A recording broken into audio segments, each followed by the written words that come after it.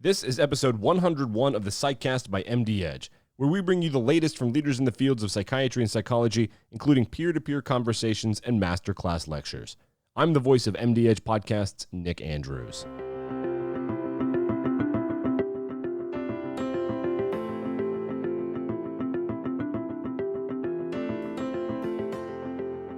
In this masterclass lecture, we welcome Dr. George Grossberg on treating mood disorders in geriatric patients from the CPAACP Psychiatry Update 2019 meeting in Las Vegas. Dr. Grossberg is the Samuel F. Fordyce Professor and Director of Geriatric Psychiatry at St. Louis University School of Medicine in St. Louis. And coming up later on this episode, Dr. RK is back to talk about the first thing that clinical psychiatrists can do for patients. Remember, there are show notes available that include an outline of the topics discussed in the lecture, as well as relevant links. Okay, let's get into it. Please welcome Dr. George Grossberg.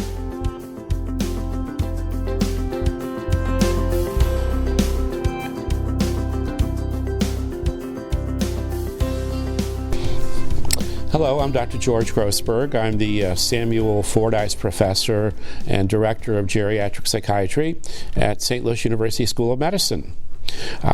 Today our topic is going to be late life mood disorders, particular emphasis on depression and other mood disorders in the long-term care setting, particularly in the nursing home.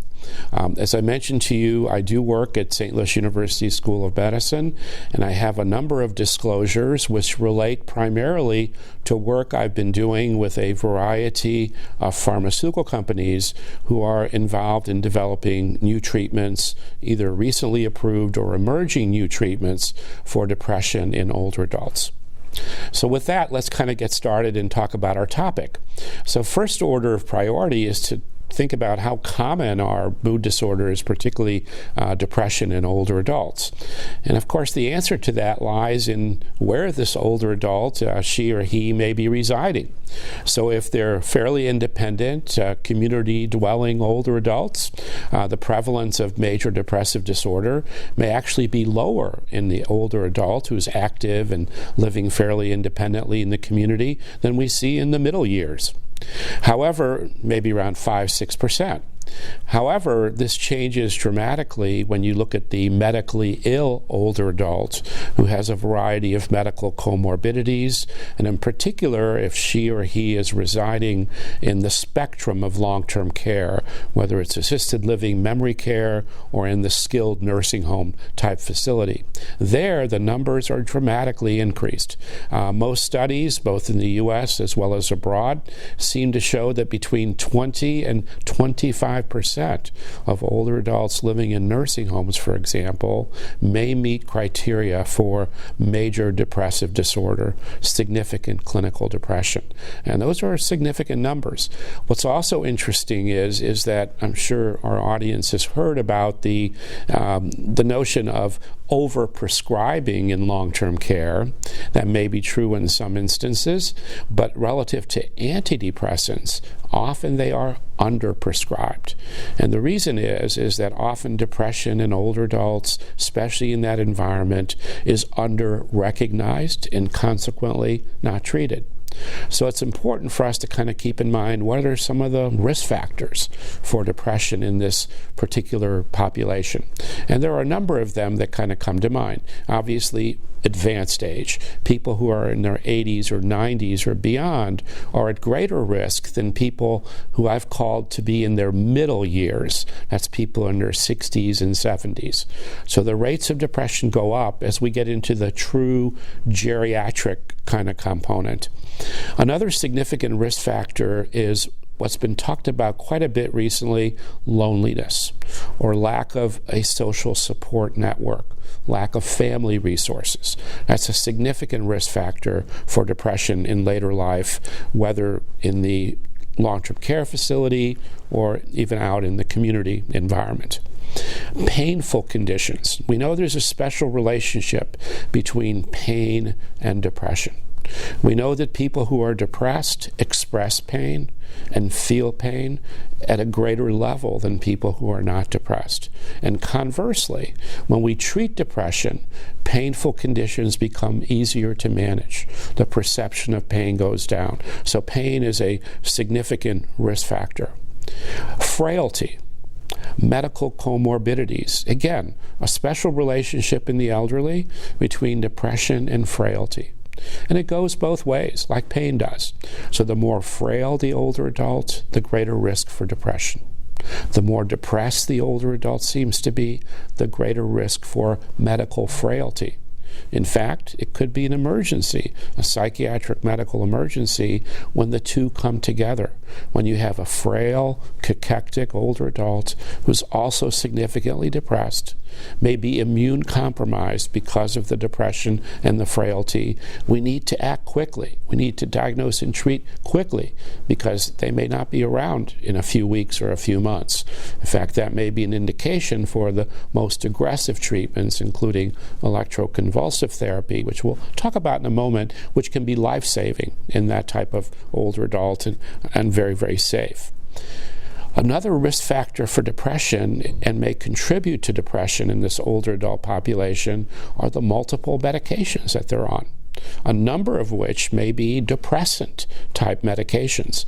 So I'm thinking, for example, of the opiates. The analgesics are depressant. The benzodiazepines for anxiety and other uses can also be central nervous system depressants. And let's not forget the importance of alcohol.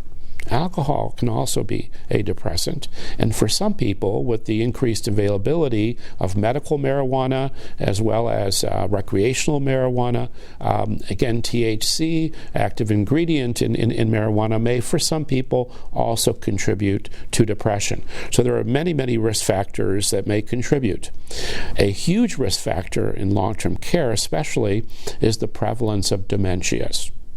I can tell you that in our dementia clinic at the university, at least half of our Alzheimer's patients and those with vascular neurocognitive disorders and other dementias are on antidepressants at any one time, because depression in the face of cognitive impairment is very, very common, and in fact may be a source of excess disability and may in fact accelerate the rate of cognitive decline in conditions like Alzheimer's disease. So it's very, very important to look for that. So these are among some of the many risk factors that predispose the older adult, particularly the older adult who's not healthy, who's not active and functional, who's not on the Carnival cruises for seniors, but rather in the long-term care environment, or who's doctoring for multiple medical problems. These are all significant risk factors. We also want to keep in mind, and this is something that comes up particularly in the patients with Alzheimer's disease and other dementias, is the difference between depression and apathy. Apathy, lack of motivation, I call it kind of being a serious couch potato where the remote control is your best friend. We don't like that, but that often happens. Where the individual is amotivational and apathetic can often look like depression, but it's not depression and is not treated the same way. The key difference is that with apathy, or this lack of motivation, we do not have the other vegetative signs and symptoms of major depression. So the person's eating reasonably well, they're sleeping reasonably well, they're not sitting crying, their mood isn't constantly low, and so on, but they just have no motivation. There is some evidence that the stimulants, the psychostimulants, even medications like methylphenidate in low doses, this would be off-label, but in low doses may in fact be helpful for apathy. And there's plenty of evidence that the antidepressants don't work. So it's important to differentiate apathy or lack of motivation from true clinically significant depression. Once we've made a diagnosis, or we're suspecting a clinically significant depression in an older adult, it's very important to keep in mind what the impact of undiagnosed and untreated depression can be in this very vulnerable population.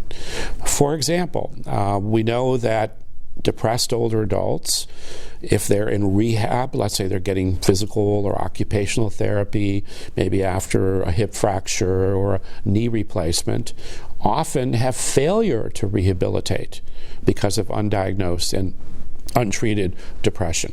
We also know that depression in older adults can significantly impact adherence to medications and medical therapies.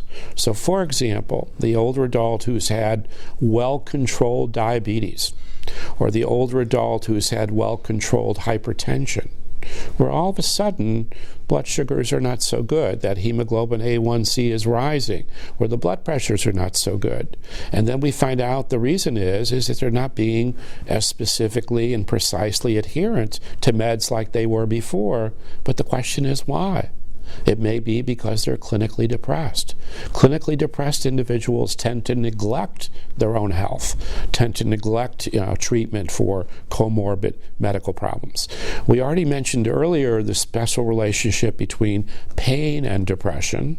So whenever we have unexplained pain, or exacerbated or exaggerated pain symptoms, we need to consider depression as part of the differential.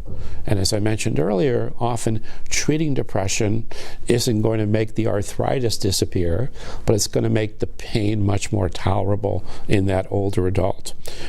Very important, as I mentioned earlier as well, to think about depression in the context of dementias, particularly if there's a rapid decline. And we don't want to forget about the increasing impact that depression plays relative to suicide risk in this population. So as an example, individuals over the age of 65 in our society constitute about 13 to 14% of the population. But they account for a little over 20% of all successful suicides. Psychological autopsy studies have been done in these successful suicides, and almost always they're showing that what was going on was that the person had a clinically significant depression that was not diagnosed and not appropriately treated, whether it's in the primary care setting or other kinds of healthcare settings. So it's important, obviously, to recognize and to treat. Now, relative to treatment, there are a couple of important points. One is that older adults do respond to treatment as well, if not better, than their younger cohorts. So let's not kind of be ageist about the notion that it's futile to diagnose and futile to treat depression in older adults. It can be very, very gratifying. And the same kinds of therapies that we use in younger people, albeit we may use lower doses, we might titrate more slowly with medications, would be helpful. And let's not forget the importance of psychotherapy, particularly CBT, cognitive behavioral therapy, which in older adults who are fairly intact cognitively, they can't be grossly demented, is an active treatment in and of itself, and particularly when combined with appropriate antidepressant therapy or pharmacotherapy. I think a key rule in using antidepressants in older adults, and you've heard part of this, is the start low, go slow. But what we've added to that, start low, go slow, but go.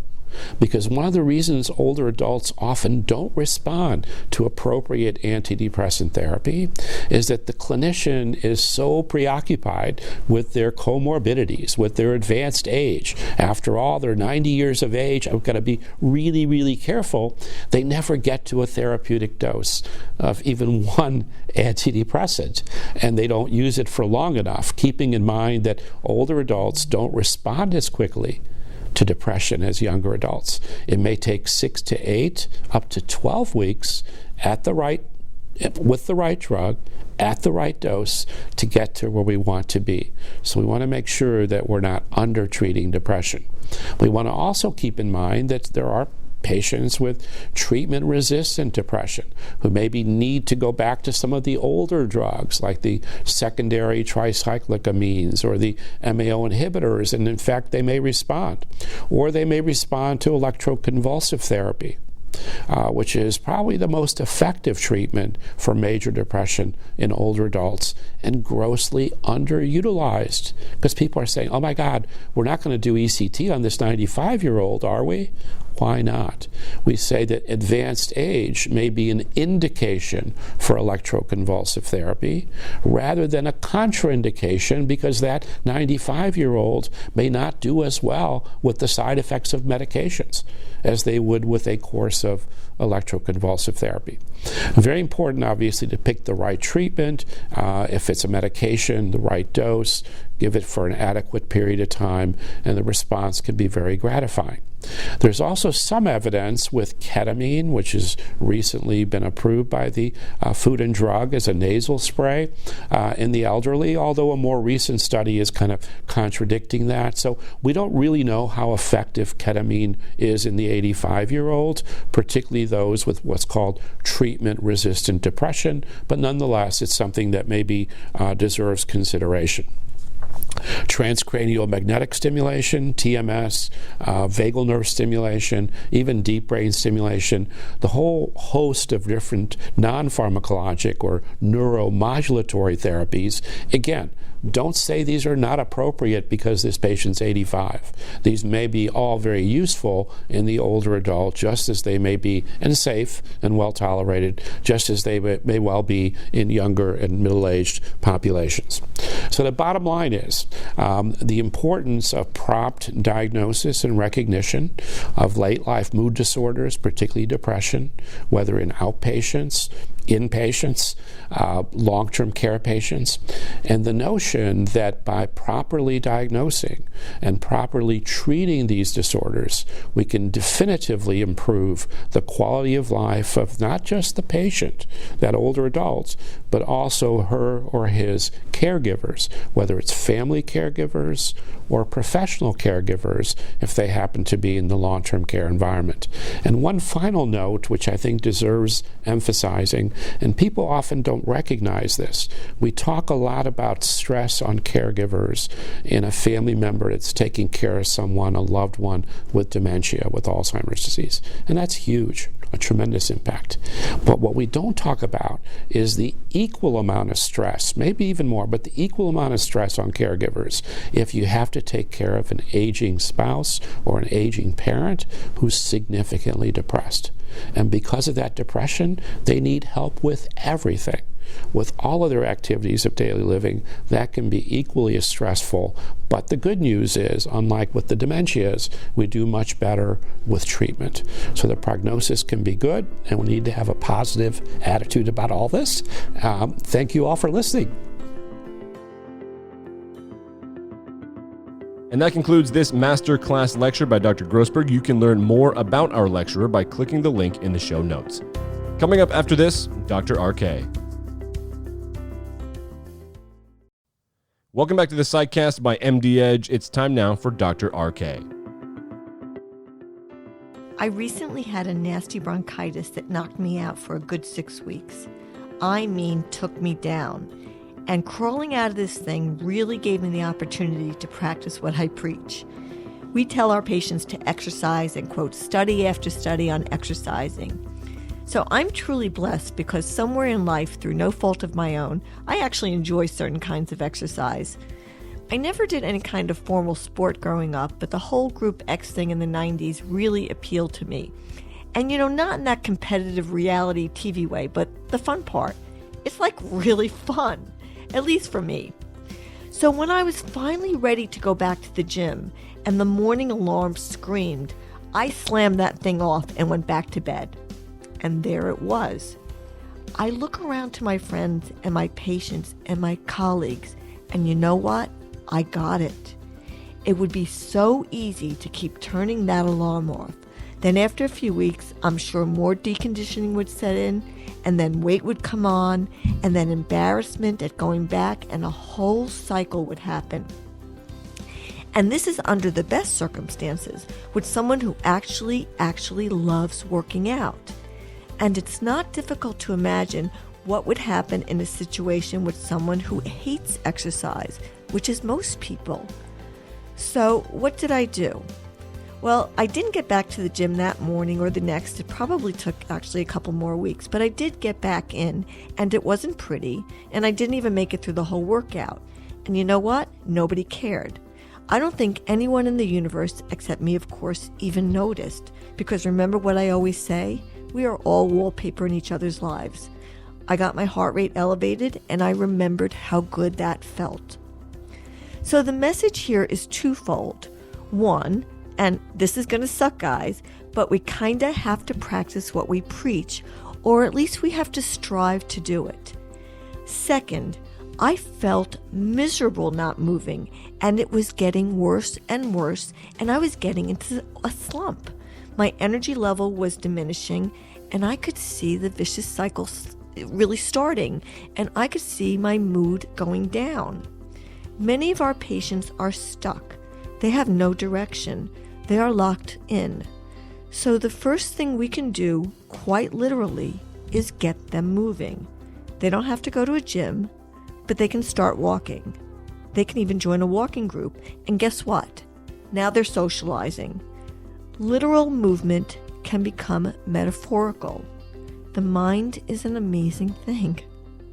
Sometimes all it takes is a small change to create a large opening. Something as simple as getting our patients and ourselves out of the house and around the block. Walking around the block, that is. I'm Dr. Renee Kohanski for the MD Edge Psychcast. And that concludes the 101st episode of the Psychcast by MD Edge. The Psychcast is produced by Gina Henderson and Jeff Bauer. Our guest lecturer this week was Dr. George Grossberg. The Dr. RK segment is written, recorded, and produced by Dr. Renee Kohanski. All of our podcasts are produced by MD Edge Editor-in-Chief Dr. Ivan Oransky. Executive editors Kathy Skarbeck and Mary Ellen Schneider, as well as multimedia editor Terry Rudd. I am the audio editor, audio engineer, and the voice of MD Edge podcasts, Nick Andrews. This is the Psychcast by MD Edge.